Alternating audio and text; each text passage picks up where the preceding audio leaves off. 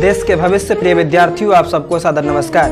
कैसे हैं आप सब? आशा करता हूं कि आप सब अच्छे होंगे और अपने माता पिता के सपनों को साकार करने के लिए आप सब मन से पढ़ रहे होंगे।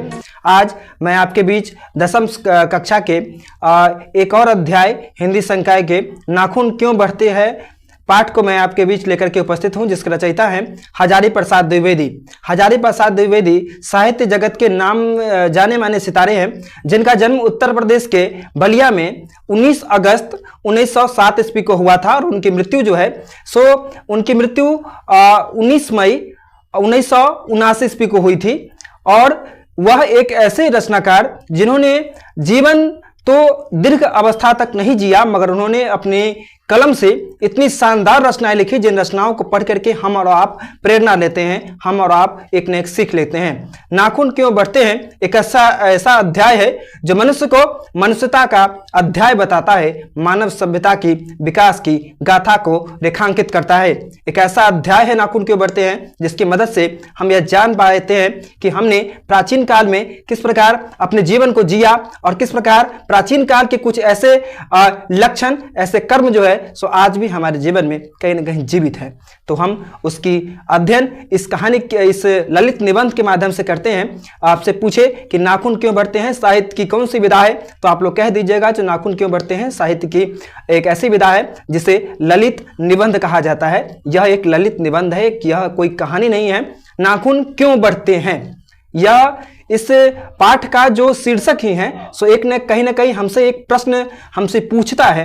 ऐसा लगता है कि इस प्रश्न का जवाब कहीं ना कहीं हमें इस ललित निबंध में मिलेगा, मगर इसमें कोई वैज्ञानिक कारण नहीं बताया गया है। इसमें जो मूल कारण बताया गया है वह इस पाठ से जो प्रश्न जो आपके सामने जो सम्मुख आपको रखे जाएंगे, उन प्रश्नों को जब आप अध्ययन करेंगे तो खुद ब खुद आप जान पाएंगे जो इस पाठ का शीर्षक भला नाखून क्यों बढ़ते हैं क्यों रखा गया।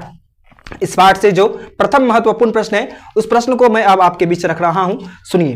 प्रथम प्रश्न है, नाखून क्यों बढ़ते हैं यह प्रश्न लेखक के सामने कैसे उपस्थित हुआ? तो लिखेंगे नाखून क्यों बढ़ते हैं यह प्रश्न लेखक के समक्ष तब उपस्थित हुआ जब लेखक बैठे हुए थे और उनकी बेटी, छोटी बेटी उनसे आती है और उनसे पूछती है कि पापा हमारा नाखून बार बार क्यों बढ़ जाता है। आप लोग देखते होंगे जो छोटा बच्चा जो होता है वो अत्यंत जिज्ञासु होता है, हमसे कभी कभी कुछ ऐसे प्रश्न कर देता है जिस प्रश्न को सुन करके हम लोग हतप्रभ हो जाते हैं, हम लोग आश्चर्यचकित हो जाते हैं कि भला बच्चे के दिमाग में यह प्रश्न आया कैसे। मगर बच्चा तो बच्चा होता है जी, उसके मन में कब कौन सा प्रश्न उठ जाए और कौन से प्रश्न के जानने की जिज्ञासा वो हमसे रखने लगे, इस बात को हम भी नहीं जानते हैं।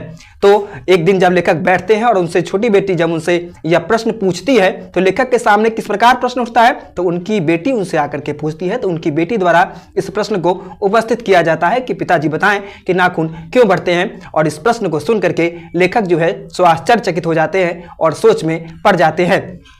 इस पाठ से दूसरा महत्वपूर्ण प्रश्न है, बढ़ते नाखून द्वारा प्रकृति मनुष्य को क्या याद दिलाती है? हमारे जो नाखून बढ़ते हैं उससे कहीं ना कहीं प्रकृति हम लोगों को एक याद दिलवाती है। क्या याद दिलवाती है? उस प्रश्न का उत्तर इस प्रश्न में लिखना है। लिखेंगे बढ़ते नाखून द्वारा प्रकृति मनुष्य को याद दिलाती है कि हम प्राचीन काल में आदि मानवों की तरह हमारा आचरण था, जानवरों की तरह हमारा आचरण था और हम किसी भी जानवरों को कहीं ना कहीं मारने के उद्देश्य से या फिर फल को काटने के लिए अस्त्र के रूप में अपने नाखूनों का प्रयोग करते थे, जो कि कहीं ना कहीं चीरने के लिए, फाड़ने के लिए हम लोग अस्त्र के रूप में, अपने हथियार के रूप में हम अपने नाखूनों का प्रयोग करते थे।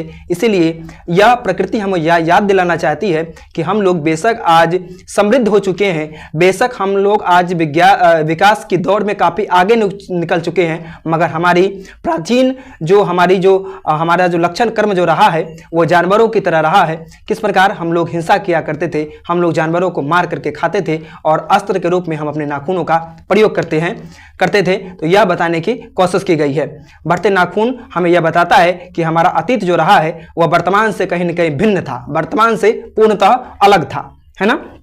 इस पाठ से अगला महत्वपूर्ण प्रश्न है, लेखक द्वारा नाखूनों को अस्त्र के रूप में देखना कहां तक तर्कसंगत है? तो लिखेंगे जो लेखक द्वारा नाखूनों को अस्त्र के रूप में देखना तर्कसंगत है। ऐसा इसलिए क्योंकि प्राचीन काल में हमारे पास हथियारों का उपलब्धता, हथियारों की उपलब्धता हमारे पास नहीं थी। इस दृष्टिकोण से हमारे पास हथियार जो नहीं थे, इस कारण से हम लोग किसी भी चीज को काटने के लिए, फाड़ने के लिए अथवा भोजन के सामानों की उपलब्धता के क्रम में हम लोग नाखूनों का ही प्रयोग करते थे। तो इस प्रकार हम कह सकते हैं कि उस समय में नाखूनों को अस्त्र के रूप में देखना कहीं ना कहीं तर्क संगत था, क्योंकि हमारे पास कोई समाधान ही नहीं थी। आज हमारे पास बहुत तरह के हथियार है, बहुत तरह के विध्वंसक हथियार भी हमने आविष्कार कर चुके हैं, है ना। मगर प्राचीन काल में, जिस वक्त में हम मानव सभ्यता के दौर में कहीं ना कहीं बिल्कुल ही निचले पायदान पर थे, तो उस वक्त में हमारे पास हथियारों की अत्यंत कमी थी। तो इस प्रकार हम कह सकते हैं कि जो उस वक्त में नाखूनों को अस्त्र के रूप में जो देखा गया, अस्त्र के रूप में जो प्रयोग किया गया, इसमें कोई गलती नहीं थी। आप लोगों को मैं अस्त्र और शस्त्र के बीच में डिफरेंस बता दूं, अंतर बता दूं।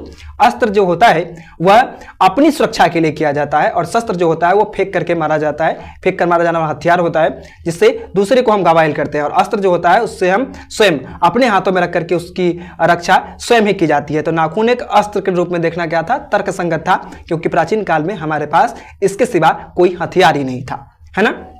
इस पाठ से अगला महत्वपूर्ण प्रश्न है, जब मनुष्य बार बार नाखूनों को क्यों काटता है? तो लिखेंगे, जब मनुष्य बार बार नाखूनों को इसलिए काटता है क्योंकि मनुष्य अपनी अतीत की यादों को भुला देना चाहता है। मनुष्य आज मानव सभ्यता के विकास के दौर में काफी आगे निकल चुका है, और मनुष्य आज जिस सफलता की सीढ़ी पर है, इस सफलता के सीढ़ी पर रहते हुए मनुष्य अपने अतीत की तमाम यादों को भुला देना चाहता है। मनुष्य के पहले बाल भी बड़े बड़े हुआ करते थे, नाखून भी बड़े बड़े रहा करते थे, और नाखूनों को मनुष्य काटता भी नहीं था।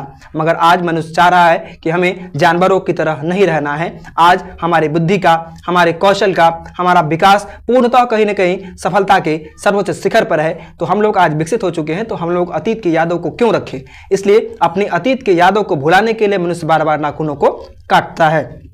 इस पाठ से अगला महत्वपूर्ण प्रश्न है, लेखक क्यों पूछता है कि मनुष्य किस ओर बढ़ रहा है, पशुता की ओर या मनुष्यता की ओर? तो लिखेंगे, लेखक इसलिए पूछ रहा है कि मनुष्य किस ओर बढ़ रहा है, मनुष्यता की ओर या फिर पशुता की ओर, क्योंकि प्राचीन काल में हमारा लक्षण कर्म जो था सो कहीं ना कहीं पशु की तरह ही था। मगर प्राचीन काल के जो लक्षण कर्म जो थे उसको हम आज लोग भुला रहे हैं, मगर हमारे अंदर मनुष्यता भी आज कहीं ना कहीं नहीं है, क्योंकि हमने ऐसे विध्वंसक हथियारों का निर्माण किया है जो कि कहीं ना कहीं दूसरों के प्राण को हरने का कार्य कर रहा है। अधिकांशतः आप देखते होंगे जो पशु जो होता है वो क्या करता है, तो दूसरों को नुकसान पहुंचाने का कहीं ना कहीं कार्य करता है। मगर आज हमारा कार्य, हमारी गतिविधियां पशुओं से कम नहीं है। हमने भी ऐसे हथियारों का निर्माण किया है जो कि लोगों के प्राण को असमय ही हर रहे हैं। हमने परमाणु बम जैसे हानिकारक हथियार का निर्माण किया है, जो हथियार कहीं ना कहीं मानव को बेसमय ही उसे काल का ग्रास बना रहा है। तो इस प्रकार हम कह सकते हैं, इसीलिए लेखक ने इस प्रश्न को खड़ा किया है, जो मनुष्य किस ओर बढ़ रहा है, पशुता की ओर या फिर मनुष्यता की ओर। लेखक का ये सब प्रश्न करना समाज के लोगों को यह संदेश देता है कि आज का मनुष्य बेशक अपनी अतीत की यादों को भुला रहा है, मगर उसके अंदर जो आज भी कुछ लक्षण कर्म ऐसे हैं जो कि कहीं ना कहीं उसे पशुता की ओर ले जाता हुआ दिखाई दे रहा है, मनुष्यता की ओर नहीं।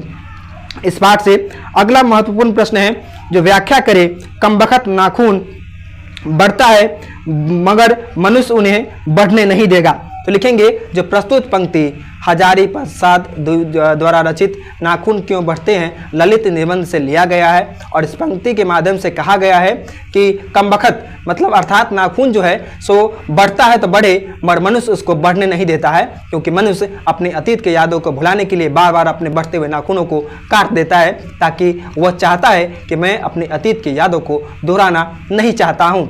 तो इस प्रकार इस पाठ से जो महत्वपूर्ण प्रश्न थे उन प्रश्नों को मैंने आपके बीच रखा। आप सब मन से पढ़िए और अपने माता पिता के सपनों को साकार कीजिए। ईश्वर से यही प्रार्थना मैं हर दिन करता हूं, और न केवल वीडियो को रिकॉर्ड करने के दौरान, बल्कि मेरी यही दिली ख्वाहिश रहती है कि आप सब बच्चे भविष्य में कीर्तिमान यश अर्जित कीजिए। आप सब बच्चे भविष्य में इतनी शानदार सफलता अर्जित कीजिए ताकि आप लोगों को अपने आप के ऊपर गर्व हो, और आपके माता पिता जो आपके लिए धूप में तपते हैं, आपके लिए ठंड में ठिठुर करके भी आपके लिए कॉपी लाते हैं, आपके लिए कलम लाते हैं, अथवा आपके घर में जो भी आपके गार्जियन हैं वो आपके सुंदर भविष्य को गढ़ने के लिए अत्यंत मेहनत करते हैं। तो हमारी भी जिम्मेदारी है कि हम सब मन से पढ़ें और उनके अधूरे सपनों को पूरा करें। हम लोग अपने सपनों को पूरा करें, क्योंकि हम लोग जब आज मेहनत करेंगे तो यकीनन हमें सफलता जरूर मिलेगी, और हमें जो सफलता मिलेगी उससे हमें भी गर्व होगा और हमारे माता पिता को भी हम पर गर्व होगा। इसलिए मेहनत से पढ़ते रहिए और भविष्य में कीर्तिमान यश अर्जित कीजिए। माँ सरस्वती भगवती का अनेकानेक आशीर्वाद आप सब बच्चों के ऊपर बना रहे। धन्यवाद।